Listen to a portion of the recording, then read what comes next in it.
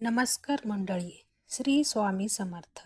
स्वागत आहे तुमची माझे या यूट्यूब चॅनलवरती. आजचा दिवस तुम्हाला खूप छान सुखाच्या आनंदाच्या जाऊ हीच मी स्वामींच्या चरणी प्रार्थने करते. आणि आज या नवीन व्हिडिओला सुरुवात करते. उद्या 2 एप्रिल वार गुरुवार आणि या दिवशी आलेली आहेत हनुमान जयंती.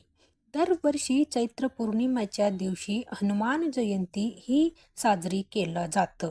या चैत्र पौर्णिमेचा प्रारंभ 1 एप्रिलला म्हणजे आज सकाळी 7:06 झालेली आहे आणि समाप्ती उद्या 2 एप्रिलला सकाळी 7:48 होणार आहे.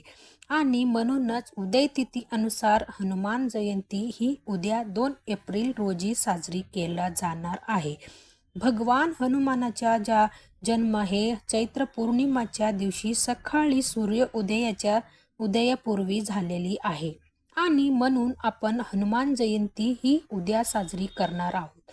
धार्मिक मान्यतेनुसार आपल्या हिंदू धर्मामध्ये हनुमान जयंतीला विशेष महत्त्व दिलं जातं.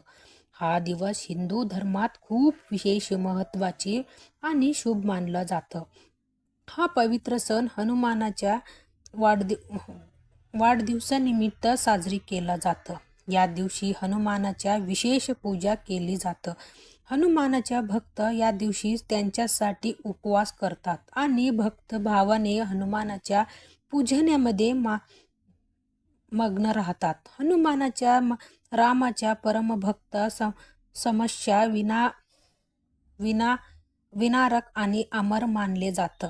धार्मिक मान्यतेनुसार हनुमान जयंतीच्या दिवशी भगवान हनुमंताला प्रसन्न करण्यासाठी आणि त्यांचे आशीर्वाद प्राप्ती करण्यासाठी या दिवशी पूजेसोबतच आणि व्रतासोबतच काही प्रभावी उपाय आणि सेवा सुद्धा केला जातं, जेणेकरून व्यक्तीला त्यांच्या त्रासापासून मुक्त मिळतं. आणि म्हणूनच आज या व्हिडिओमध्ये मी तुम्हाला एक अतिशय प्रभावी असा उपाय सांगणार आहे. उद्या गुरुवार हनुमान जयंतीला तुम्ही काही नाही केलं तरी चालेल, पण फक्त सकाळीच इथे लावा असा एक दिवा. हा दिवा लावल्याने शत्रू तुमच्या समोर लोटांगणा घालेल. जीवनातले सर्व शत्रू नष्ट होईल. घराच्या मुलाच्या पतीच्या अगदी भरभरून प्रगती होईल. जीवनातल्या सर्व संकटे अडचणी अडथळे दूर होऊन जातील. प्रत्येक महत्त्वाच्या कामामध्ये यश मिळेल. तर हा दिवा कुठे लावायचा, कसे लावायचा आहे ह्याच्याबद्दल संपूर्ण माहिती या व्हिडिओमध्ये मी तुमच्यासोबत शेअर करणार आहे.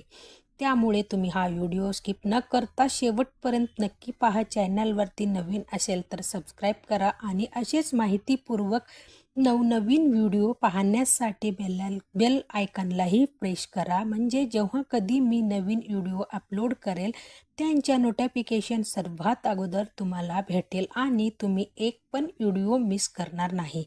तसेच हाय बटनला देखील क्लिक करा. आज या व्हिडिओमध्ये मी तुम्हाला जे उपाय सांगणार आहे तर हा उपाय आपल्याला उद्या हनुमान जयंतीला सकाळी 8 वाजण्याच्या अगोदर करायचा आहे.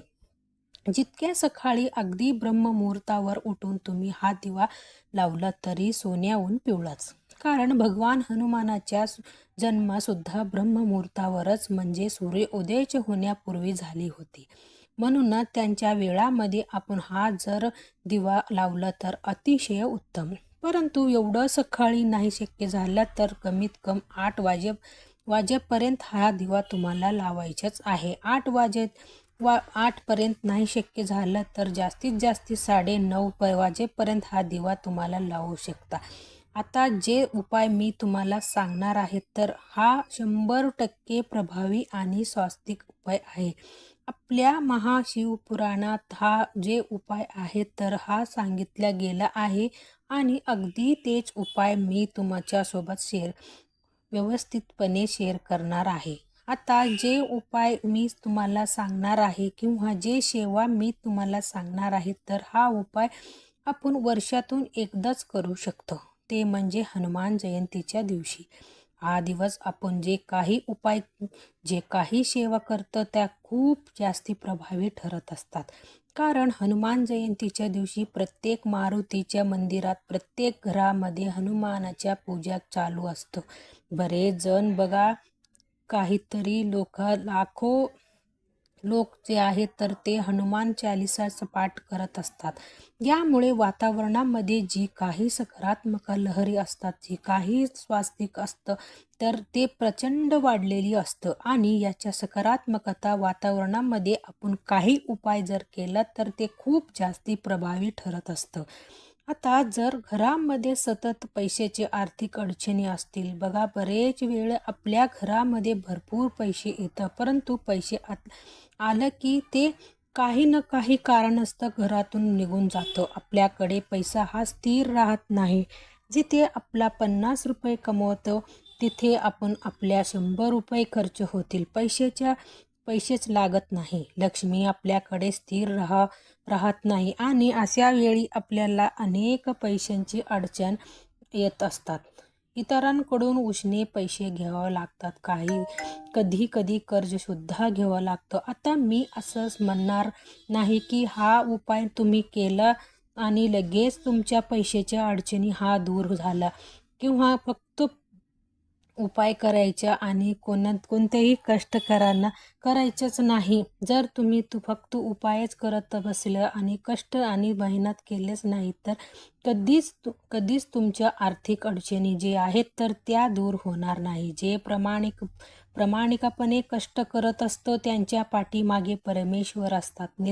निर्गुण स्वरूपात त्यांना नेहमी मदत करत असतात. म्हणजेच आपल्या कष्टाला आणि मेहनतीला नशिबाचा साथ मिळणे हे सुद्धा तेवढंच महत्त्वाचं आहे.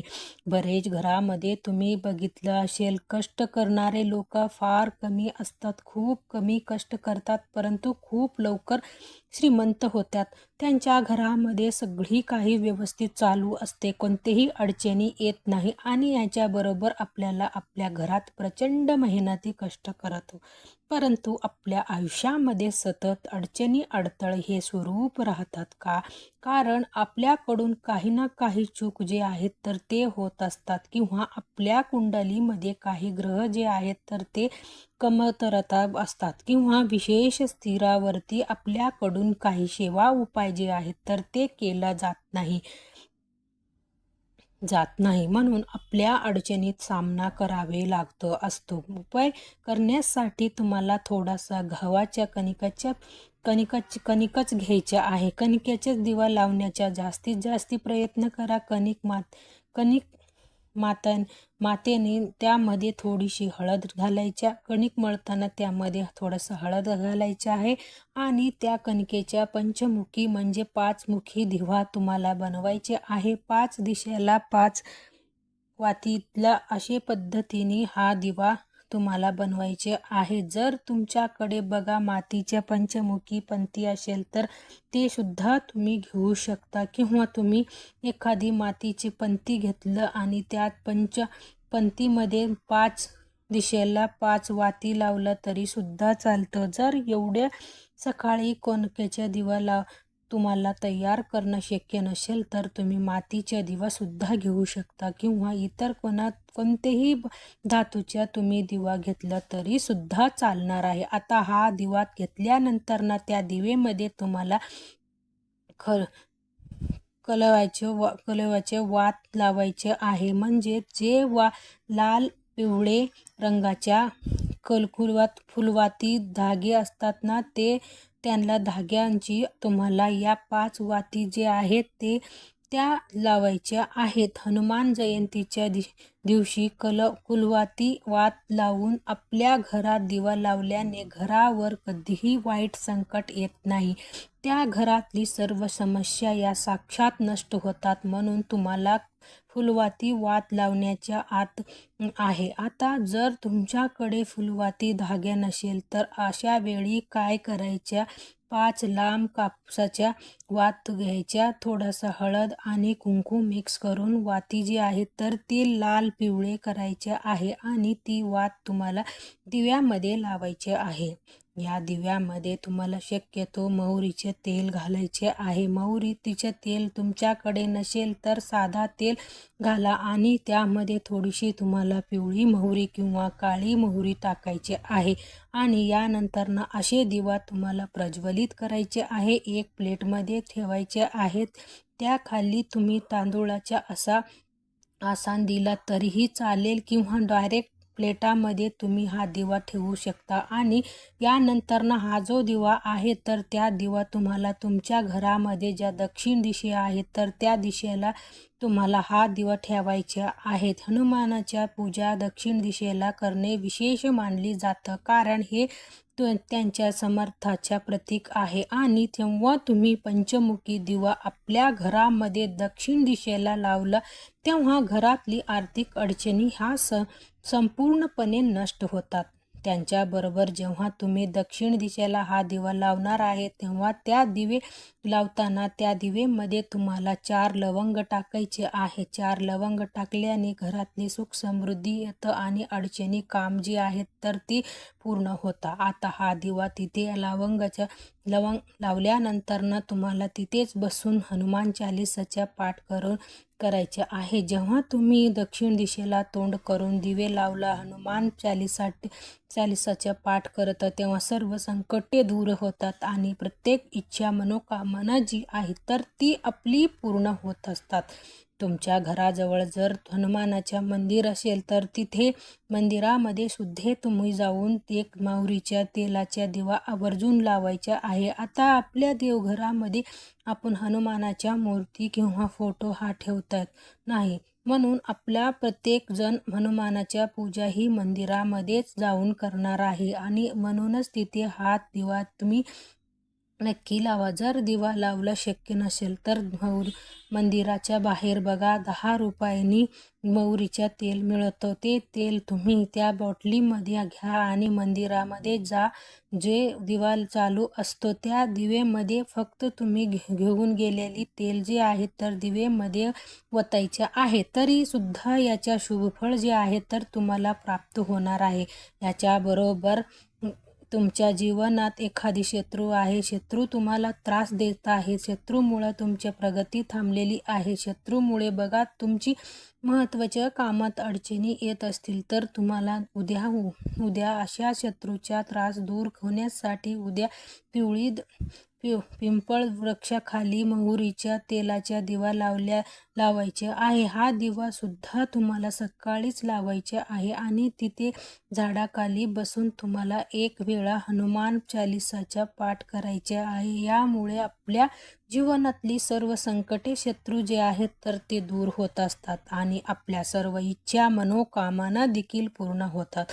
याच्याबरोबर उद्या तुम्हाला भगवान हनुमानाच्या 11 पिंपळाच्या पान सुद्धा अर्पण करायचे आहे। तर काय करायचे आहे, 11 पिंपळाचे पान घ्यायचे आहे। आता आपण पिंपळाच्या झाडाखाली गेलं तरी भरपूर पिंपळाचे पान खाली पडलेली असतात, त्यामुळे खाली पडलेली पान तुम्हाला घ्यायचे आहे।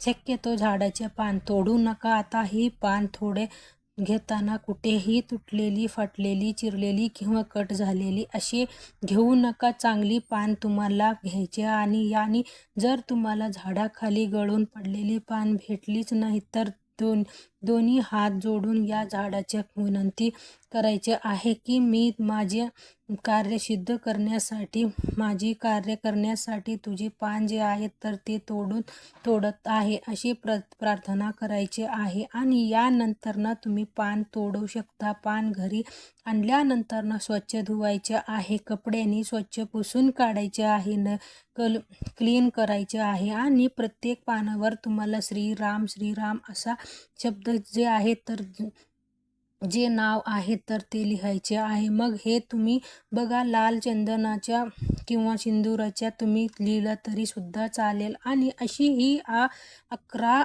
पान जी आहे तर ते पानाच्या तुम्हाला एक माळ तयार करायचे आहे आणि हे माळ आपल्याला मारुती रायांना अर्पण करायचे आहे। असे म्हटले गेले आहे की हा उपाय करून जे काही आर्थिक अडचणी आहेत किंवा जे काही तुम्हाला प्रयत्न करत आहे त्या प्रयत्नाला नशिबाच्या साथ मिळत नाही, तर हा उपाय केल्याने नक्कीच नशिबाच्या साथ मिळण्याच्या मदत होत आहे।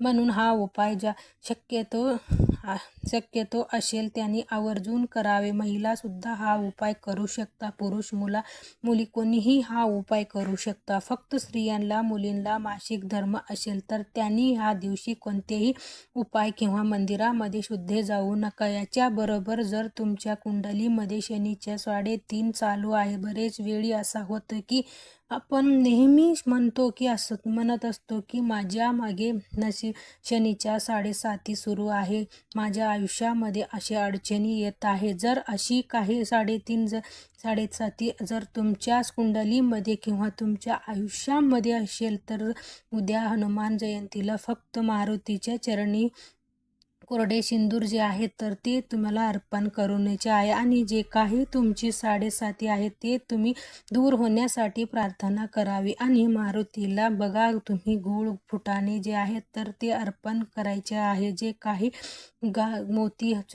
मोतीचुराचे किंवा बुंदीचे लाडू आहेत तर ते तुम्ही अर्पण करू शकता. तसेच घरामध्ये एखादी तरी व्यक्तीने म्हणजे प्रत्येक घरातली एकतरी व्यक्ती उद्या हनुमान जयंतीला उपवास करावे. खास करून घरातली पुरुषांनी हा उपाय करावे. पुरुषांनी शक्य नसेल तर स्त्रियांनी केलं तरी सुद्धा चालेल, परंतु घरातली एकतरी व्यक्ती उपवास करायचे आहे. आता हनुमान जयंतीचा उपवास हा आजच करायच्या आहेत. आता त्यांना माहिती नव्हतं, त्यांनी लक्षात राहील की आज नाही, त्यांनी उद्या 2 एप्रिल उपवास केला तरी सुद्धा चालणार आहे, कारण हा पौर्णिमा तिथी 2 दिवस आहे. म्हणूनच तुम्ही आज किंवा उद्या उपवास जे आहेत तर ते करू शकता. तर ही अत्यंत महत्त्वाची माहिती मला तुमच्यापर्यंत शेअर करायचा होता. व्हिडिओ तुम्हाला आवडला तर लाईक करा, चॅनलवरती नवीन असेल तर सबस्क्राईब करा आणि हा व्हिडिओ आपल्या मित्रपरिवारासोबत जास्तीत जास्त शेअर करा. चला तर मग भेटूया अशाच पुढच्या एक नवीन व्हिडिओमध्ये. तोपर्यंत सर्वांना श्री स्वामी समर्थ.